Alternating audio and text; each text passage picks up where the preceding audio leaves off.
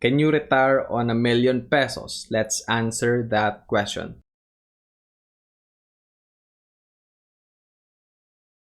Hello, what is up guys? Eman from Peso Smart page here. Welcome to a new episode. Shout out to all the podcast listeners as well. I appreciate you all. So let's get started. For a lot of Filipinos, the main goal is to become a millionaire or hit that 1 million milestone. And I shared that same goal with a lot of people, and fortunately enough for me, I was able to hit that mark last year because of the bull run. And then the main question here is, can you retire on ₱1,000,000? Well, yes, technically yes, but only for a limited amount of time. And then after that period has passed, then you'll have to get back to the labor force. Not much of a retirement, right? And let's do some math here. So if your monthly expenses on average is around 20K per month, then 1 million pesos will last or get you by for about 50 months. That is 4 years and 2 months. Then let's say you only spend 10K a month, which is a bit of a tight budget, especially if you live here in Metro Manila. But with that frugal budget, you get by, or that can support you, your 1 million pesos can support you for around 100 months or 8 years and 4 months. But let's say you have dependents, you have a family, you have a child, you have a spouse, and they go to school and you support them, then your monthly expenses of, let's say, is 40K per month. Then 1 million pesos will be drained after 2 years and 1 month. Take note that these examples are based on a lump sum amount of 1 million pesos, and it's gonna be much different if your money is invested.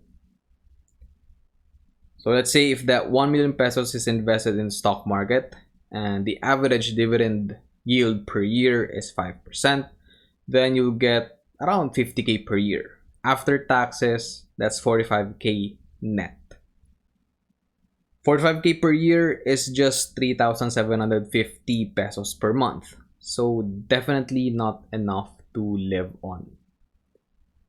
And then let's say for you to get an average of 10K per month, you'll have to invest at least 2.7 million pesos. So that's more than double. With an average yield of 5%, that will be 135,000 pesos per year. And after taxes, that's 121,500 pesos. This will give you a budget of around 10,000 pesos per month. And to be exact, 10,125 per month.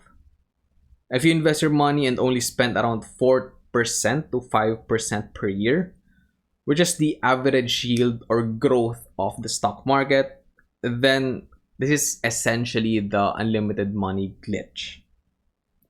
You'll be able to support yourself through your investments without actually spending your initial capital or your initial investment.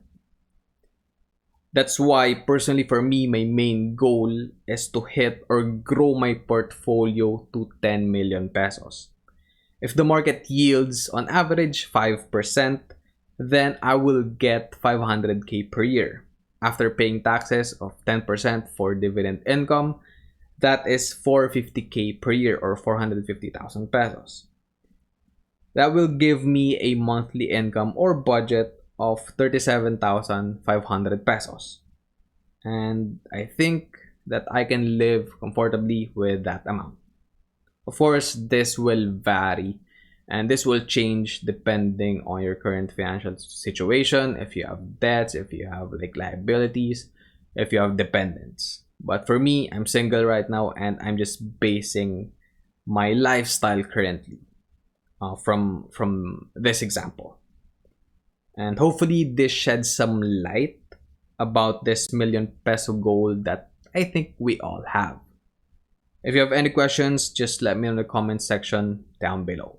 And by the way, guys, I just want to clarify that all of the figures and the numbers are all estimates. Sometimes the market will, for example, yield a negative amount in the stock market. But if you're invested in profitable companies, like for example, blue chip companies in the Philippines like PLDT, Meralco, or AEV, AP, or Globe, then even though if their stock prices plummets, like for example this year, they will still give you dividends, which again on average is around 4% to 5% per year.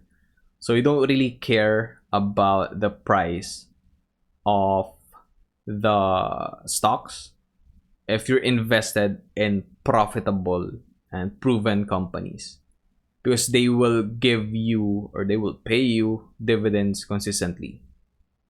As again, as I've said, the examples that I've given, all those blue chip stocks that give out dividends, they give or they pay these dividends for more than a decade now.